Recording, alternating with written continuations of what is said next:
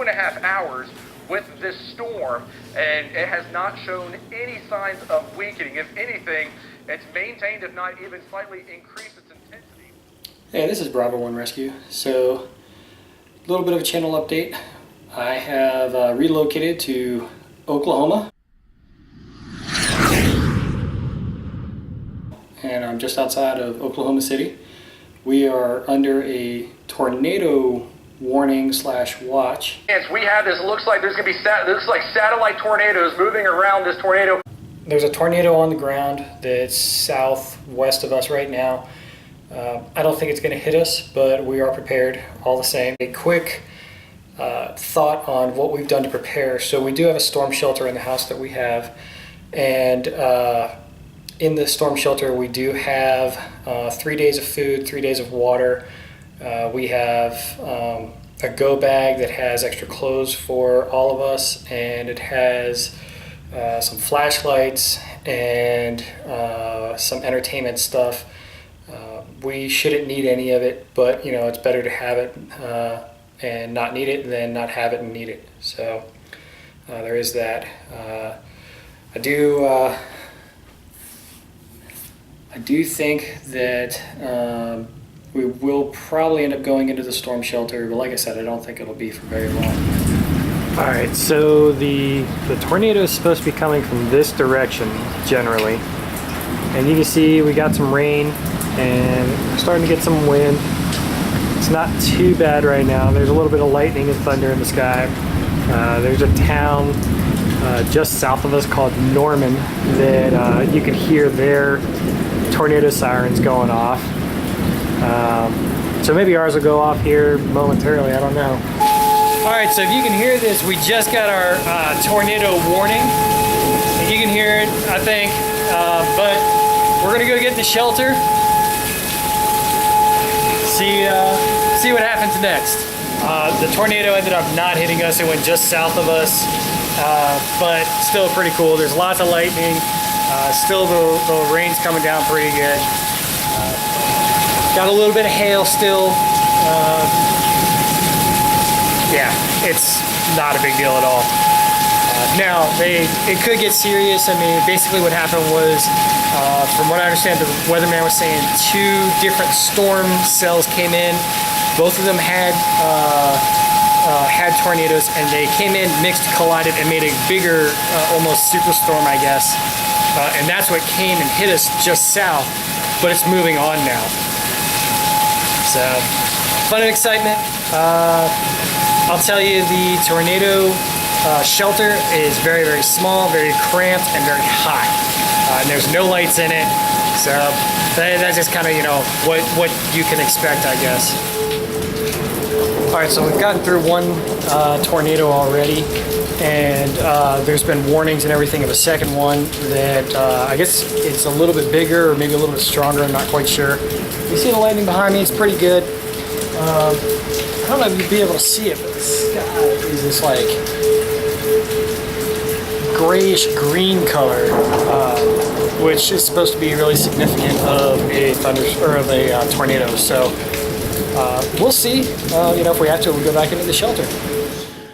So I was sitting there watching. He and Gomez were really big fans of Appendix for a long, long time. The Practically Tactical live podcast.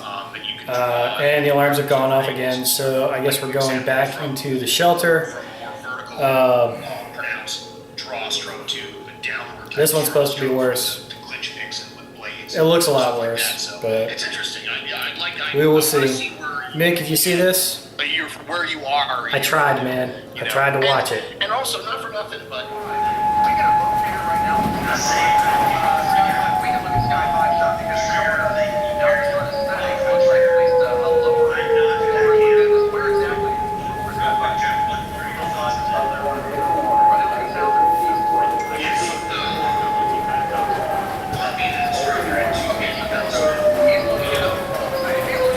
So we're in the tornado shelter now. It's very small, very cramped, and we're watching the news and trying to watch Practac's 74th episode to end his EDC episodes. Hopefully we're not stuck in here for too long.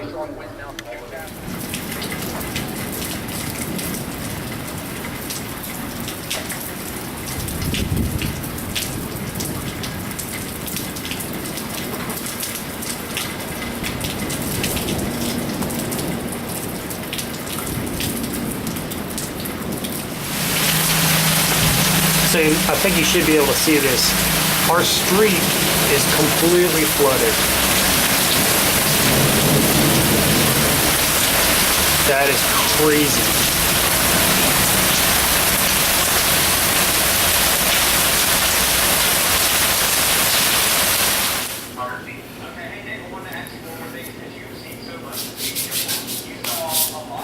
So I just took some footage of the area between my neighbor's house and I, and they're completely flooded out. I just walked over there and checked with them.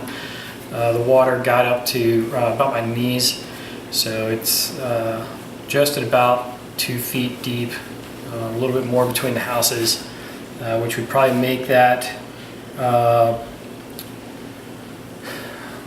quite possibly over, I'm 6 foot, and it could be overhead in the street, which is pretty interesting.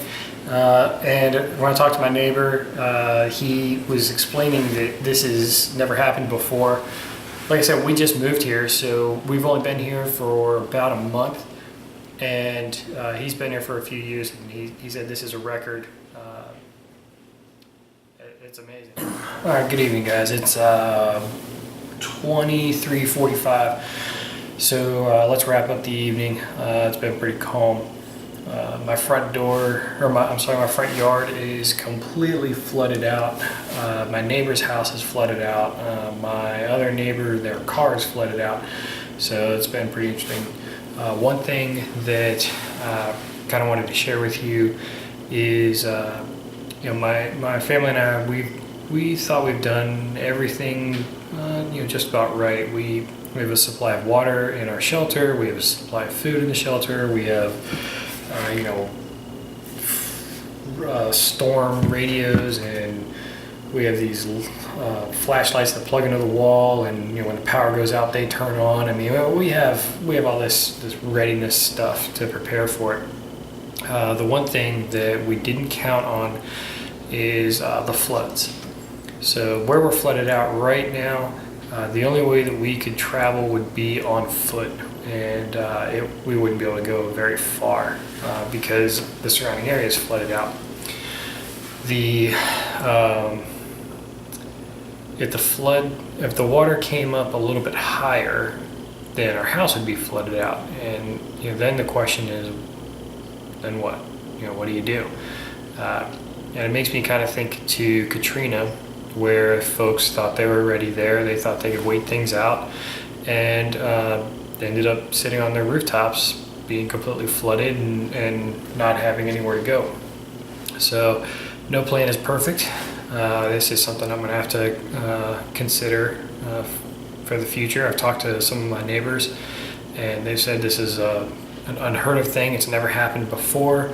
The community, the property folks that you know, we talked to before moving into this neighborhood, we asked about, you know, any problems with being so close to a creek, problems with flooding, that kind of stuff, and they assured us that there would be no issues whatsoever. So they've been proven wrong, and I'm going to bring this up to them, but you know, I'm probably not going to get any resolution. So take these things into consideration and, you know, plan for it. Really, for the circumstances that we had, gosh, I mean, I can't think of anything different I would have done. Everything was planned and set up and ready to go. The number one threat that we had were tornadoes and bad storms, and then one of the kind of the bottom of the barrel concerns that we had was flooding, and that turned out to be the worst thing.